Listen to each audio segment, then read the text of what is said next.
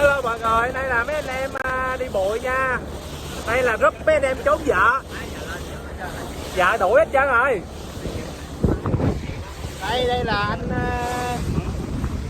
Chí, chủ cano.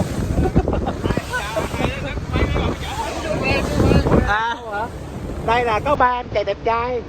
Ba anh này cũng chưa có vợ, chỉ có vợ bé thôi.